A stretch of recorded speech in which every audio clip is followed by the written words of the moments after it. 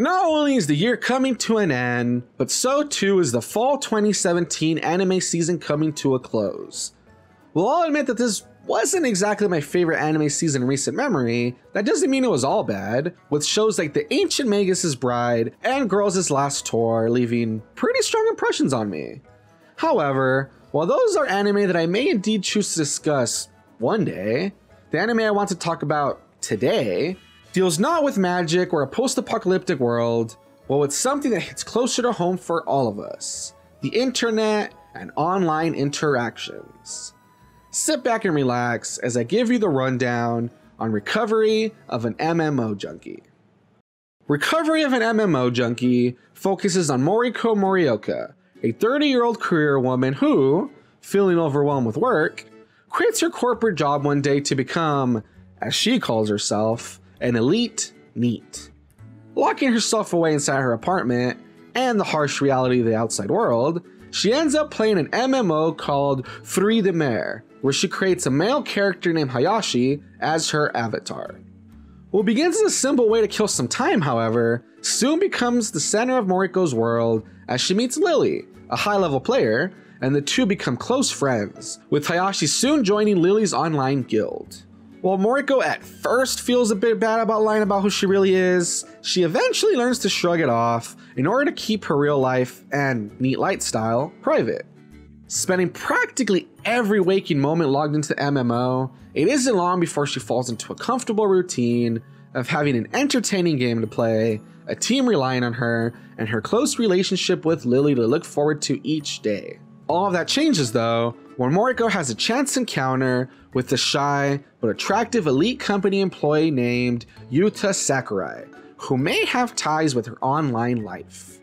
And so, we get the cute story about love, friendship, online personas, and getting over one's insecurities. One thing that I really liked about the show was the fact that it goes against the standard of featuring teenagers in high school and instead features adult characters.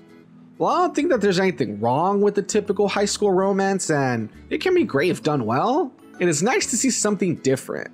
I mean, how often do we get to see an anime centered on adult interactions and with the protagonist being an average 30-year-old woman? Speaking of the protagonist, I like that Moriko was a very well-written character. While yes, she is totally cute, and it is endearing how she overreacts to things, I like that the creators didn't take the easy way out and make her some quirky character who loves to play online and that is her whole personality.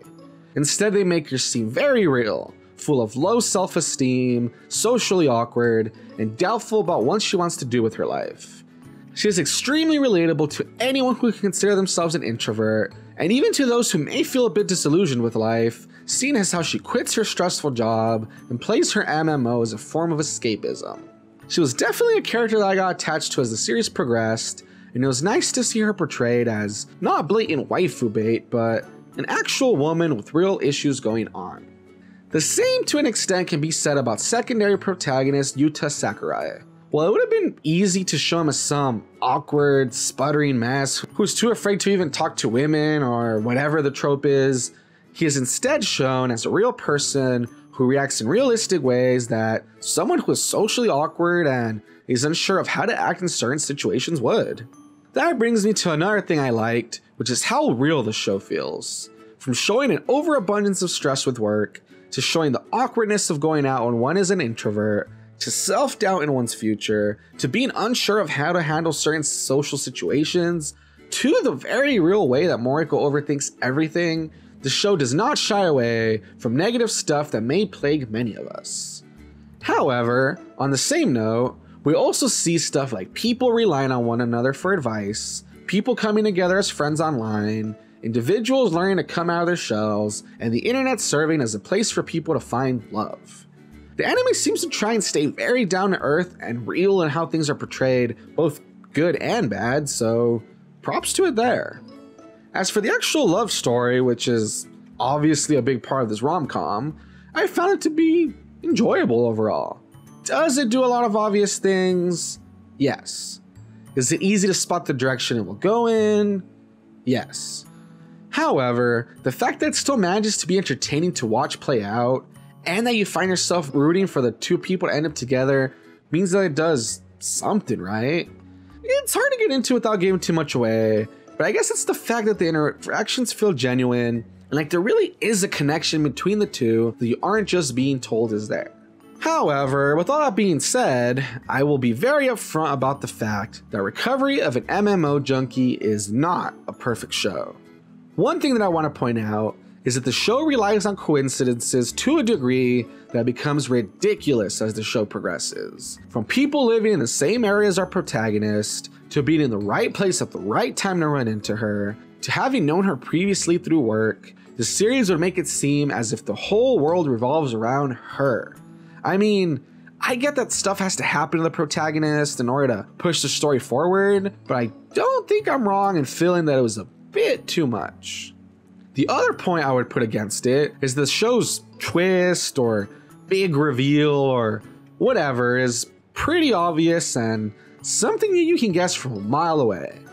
I may sound vague about this, but trust me, if you watch the show, you will instantly figure out where the story is headed and probably go, that was supposed to be a surprising?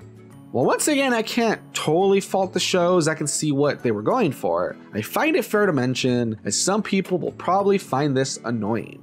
Overall though, I feel that the positives outweigh the negatives and that the show is indeed worth a watch. Featuring online interactions, gaming, comedy, and of course, romance, the show is a surprising blend of different things that ends up working quite well. Though some stuff can be a bit heavy at times, or there may be things about the show that aren't great, the show is still a lighthearted story about learning to open up and have the confidence in yourself to find love. It is a nice, feel-good story, and come on, who doesn't love that? But hey, that's just my opinion. And remember, don't take anything I say too seriously. After all, I'm just a wannabe reviewer. Thanks for watching.